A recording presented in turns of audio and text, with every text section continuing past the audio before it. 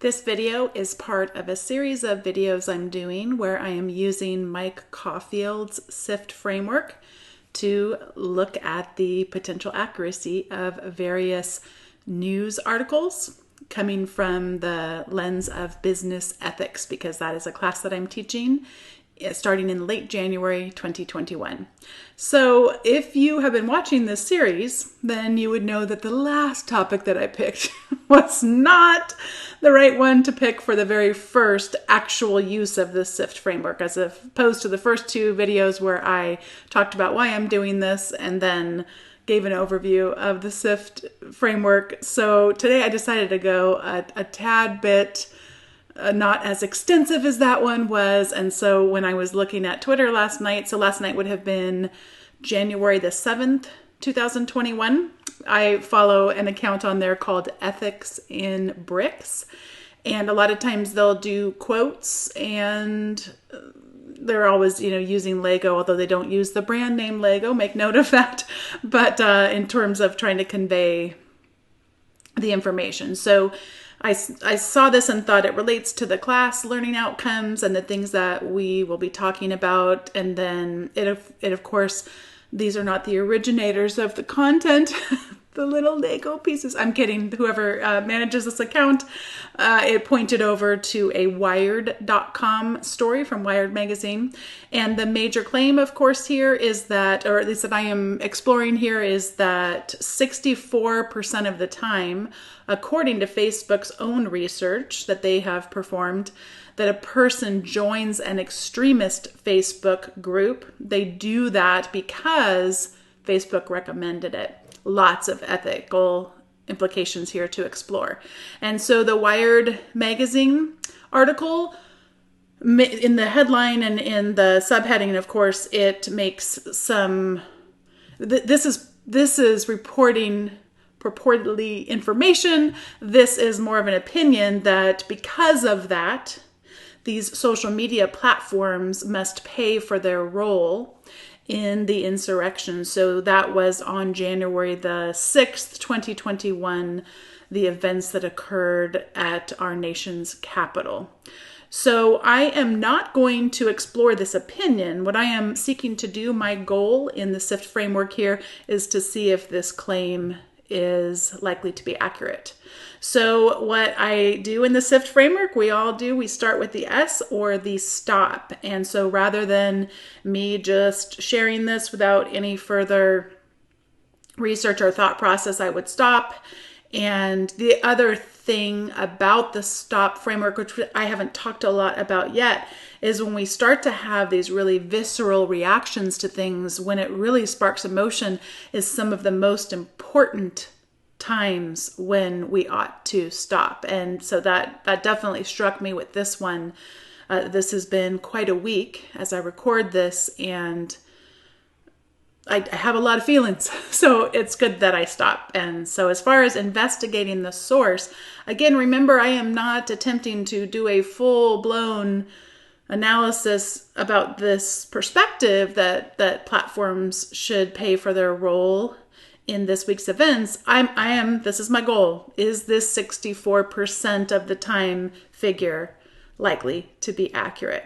So what do we do then? We find other trusted coverage. This is the F in SIFT. Oh, sorry. I neglected to say as far as investigating the source. So let's start with investigating the source. I got carried away there. So investigating the source. So this is Wired magazine, the actual source that the Lego one was pointing to. And Wired magazine, I went to Wikipedia and I discovered there, and I'm quoting here from Wikipedia, it's a monthly American magazine that is published in both print and online.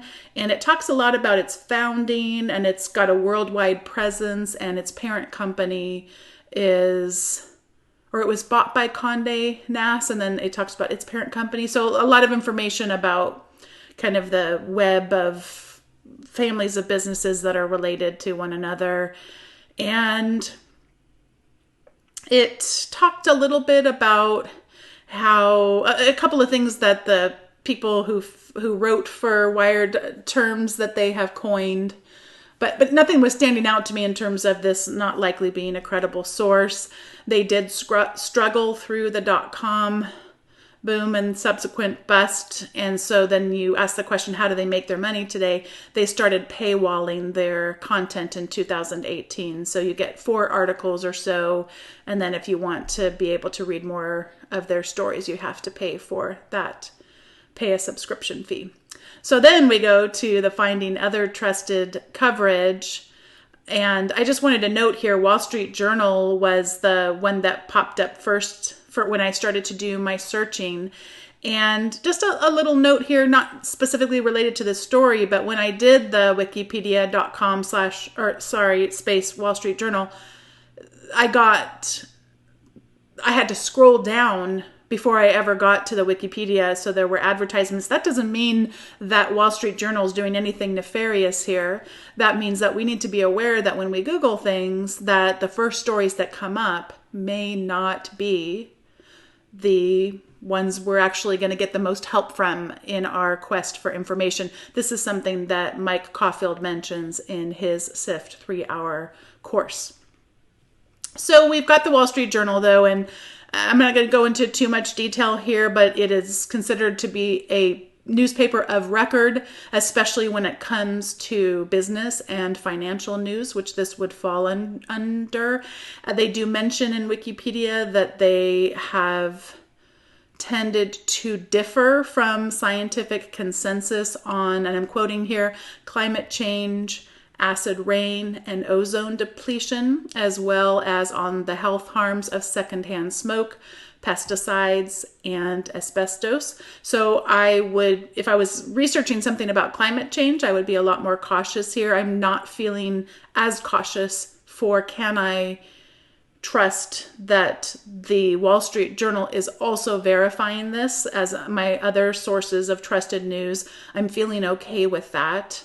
And I'm going to quote now from the Wall Street Journal on this same story. Quote, the 2016 presentation, this was a Facebook presentation to their companies, states that, quote, 64% of all extremist groups joins and are due to our recommendation tool. So this is Facebook talking to Facebook, being reported in the Wall Street Journal. And most of that activity came from the platform's, quote, groups you should know, and their discover algorithms. And then this is again quoting from this Facebook presentation to their own employees or executives. Our recommendation systems grow the problem.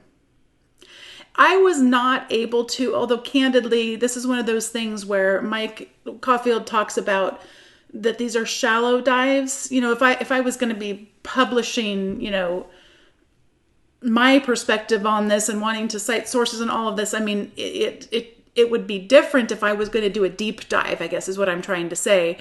That is not my intent here. And so I'm trying to like weigh that out.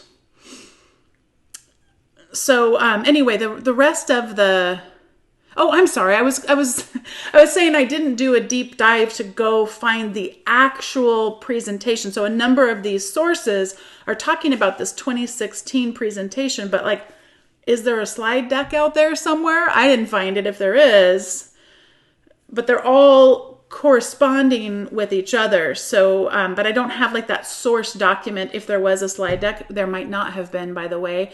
And so that would be the only other thing I would wonder is like, I didn't find the original primary source, if such a thing exists, like a slide deck or that kind of thing, or a recording of the talk that they had at Facebook, that kind of thing. But I'm feeling relatively confident that this 2016 conversation, this meeting really did happen, and that this was part of their research that found this information. So a couple of other non-trusted coverage that I didn't include here as far as logos, what have you. The Daily Mail out of the UK is known to be unreliable and more of a tabloid. And then BuzzFeed, this is a whole complicated one because BuzzFeed kind of started out for looking at viral content. And so you might know them as doing online quizzes, which of the Harry Potter houses do you belong in, and listicles and pop culture articles, that kind of thing. Although they have now shifted to want to do more serious journalism. And yet in a 2014 Pew Research Center survey, and I am getting this from Wikipedia and quoting from them, found that in the United States, BuzzFeed was viewed as an unreliable source by the majority of respondents, regardless of age or political affiliation. I think that BuzzFeed, as far as I can tell, is trying to become more of a reliable source for news, and they probably haven't quite made that shift yet, but that's certainly where they seem to be going. So as far as the T in SIFT, trace claims, quotes, and media back to the original context, I already guess I've talked about this with regard to, I didn't find a slide deck that's sitting out there as a PDF somewhere, and didn't find a recording of this meeting, that kind of thing. But when the stories are corroborated with each other from these different trusted sources, then we can start to increase the likelihood of credibility here. And so I also already have mentioned my conclusion. I think that this is likely true, that Facebook has recognized their own contributions to this. And by the way, I've seen some documentaries on PBS. They had some really good documentaries about Facebook. And you know, I said I wasn't going to do this, but when we look at like them wanting to take credit or for the ways in which people in other countries have been able to communicate with each other and have uprisings that are able to create positive change in other places, we also then have to realize that they can contribute to some really bad stuff too. So again, that's not the purpose of this. We're back to, you know, what was the original thing I was trying to accomplish here, and that is whether or not I think that 64% of the time that Facebook's own research finds that these extremist groups are actually not just found out by the person, but actually recommended by the platform. So that I feel confident that that is the case, and that this Ethics in Bricks has done their job in terms of sharing this with us.